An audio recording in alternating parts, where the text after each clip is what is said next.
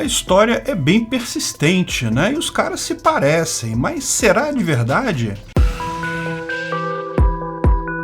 Esse é o Visão Libertária, sua fonte de informações descentralizadas e distribuídas. A história é sobre Justin Trudeau, o primeiro-ministro do Canadá, ser filho de Fidel Castro, falecido ditador vitalício de Cuba, volta e meia surge na mídia. Surgiu por ocasião da morte de Fidel Castro em 2016, quando Justin Trudeau destoou de todos os demais líderes ocidentais ao fazer uma eulogia que continha apenas elogios a Fidel Castro. Muitos dos demais líderes do mundo livre também elogiaram Fidel Castro, mas não se esqueceram de condenar as atrocidades e o autoritarismo da ilha-prisão de Cuba. Não, Trudeau só fez elogios. Estaria ele elogiando quem ele sabe ser seu pai biológico? Novamente, o assunto veio à tona por ocasião da morte do filho mais velho de Fidel Castro, Fidelito, em 1º de fevereiro de 2018. Uma morte trágica devido à depressão. Segundo fontes em Cuba, o filho mais velho de Fidel teria feito uma longa nota de despedida em que, entre outras coisas, chamava Justin Trudeau de irmão. Infelizmente, essa nota nunca foi liberada pela família, se é que existiu mesmo. Ficamos no disse-me-disse. Agora, em 2022, com os caminhoneiros canadenses fazendo um longo comboio, o Comboio da Liberdade, protestando contra passaportes sanitários e outras medidas autoritárias, entrando em Ottawa, na capital do Canadá, e pedindo a renúncia do primeiro-ministro, Justin Trudeau fugiu às pressas da residência oficial e encontra-se em lugar não revelado. Alguns dizem que está até no exterior, lá nos Estados Unidos, protegido pelo exército do camarada Biden. Hoje soltou uma nota dizendo que está com Covid e não irá trabalhar presencialmente nos próximos dias, enquanto, curiosamente, os caminhoneiros ocupam a capital do país por tempo indeterminado. Ou seja, coragem típica dos Castro e demais membros da ditadura cubana na hora de lidar com manifestantes. Novamente levantaram a questão: seria Justin Trudeau filho de Fidel Castro? Bem, uma rápida olhada nas agências de checagem de fatos descarta essa possibilidade totalmente. Todas elas são unânimes em descartar a possibilidade com um argumento muito bom. Justin Trudeau nasceu no final do ano de 1971. Margaret, a mãe de Justin Trudeau, só conheceu Fidel Castro em 1976, numa viagem oficial a Cuba com seu marido, Pierre Trudeau. Pierre é o pai, pelo menos no papel, de Justin Trudeau. O pequeno Justin até aparece nas fotos como um bebê sendo segurado por Fidel Castro. Pierre Trudeau era então, nessa viagem, primeiro-ministro do Canadá, mesmo posto que Justin Trudeau ocupa hoje. Foi uma das primeiras delegações oficiais a visitar Cuba após o fim do embargo mais restrito da crise dos mísseis. Mas, se você olhar as fotos desse primeiro encontro entre Margaret, Pierre Trudeau e Fidel Castro, uma coisa chama atenção. Elas mostram uma intimidade excepcional. Margaret aparece abraçada com Fidel em várias fotos. Como podem pessoas que acabaram de se conhecer numa cerimônia oficial mostrarem tanta intimidade? Bem, vale a pena recapitular a história do casal Pierre e Margaret, os pais de Justin Trudeau, para entender um pouco mais. Pierre Trudeau, como explicamos, era político, muito bem relacionado e poderoso. No fim dos anos 1960, era ministro da Justiça do Canadá. Com 48 anos, ele conheceu a jovem atriz de 18 anos, Margaret, em um resort no Tahiti, onde ambos passavam férias. Logo começaram a se relacionar, o que foi um certo escândalo para os canadenses. Primeiro pela diferença de idade, claro, mas também porque Pierre Trudeau era um solteirão, um playboy conhecido por muitos affairs, muitas namoradas, mas até então nenhum relacionamento sério. Quando ele fez 53 anos, ela com 22, eles se casaram em uma festa que reuniu boa parte da elite socialista liberal americana e canadense. O fato é que a imprensa de fofocas do Canadá caiu em cima do casal. Existem vários depoimentos e reportagens que diziam que o casal era adepto da prática de swing, ou seja, a troca de casais, em que casais trocavam seus parceiros na hora do sexo. Outras reportagens, ainda mais maldosas, davam conta que, como esperado, numa época que ainda não havia o Viagra, o velho Pierre não conseguia satisfazer plenamente a jovem Margaret, e que ela tinha, portanto, vários outros parceiros. parceiros. Ela adorava curtir a vida. O pessoal mais jovem de hoje em dia talvez não conheça a discoteca Estúdio 54 de Nova York, que era o epicentro do movimento disco.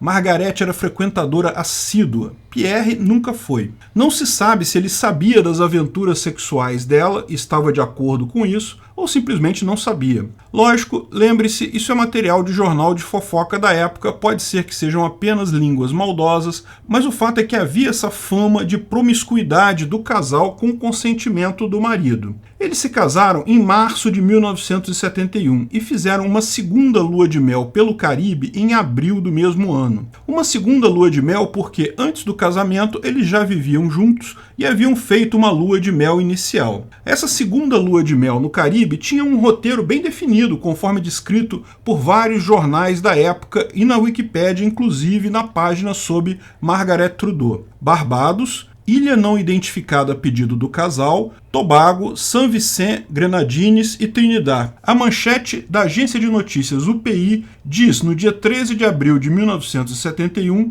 que o primeiro-ministro Trudeau e sua esposa partiram na segunda-feira em um avião fretado em uma viagem rápida para uma ilha próxima não identificada. Eles retornaram a Barbados na quinta-feira, continuando sua segunda lua de mel por outras ilhas. Presume-se que saíram na segunda-feira, dia 5 de abril, e voltaram na quinta-feira, dia 8, nessa viagem para uma ilha não identificada. Agora, qual seria essa ilha não identificada? Todas as ilhas do roteiro foram nomeadas nas reportagens, é tudo público para todo mundo, menos a tal ilha não identificada. Por que não dar o nome dessa ilha específica? Bem, havia uma ilha no Caribe, naquela época, que era vista como um potencial problema diplomático. Em 1971, a crise dos mísseis em Cuba já havia passado, mas havia ainda muito receio dos países ocidentais em reatar com Cuba. Cuba ainda era considerada inimiga soviética, e naquele momento a União Soviética ainda era uma potência séria, algo que muita gente temia.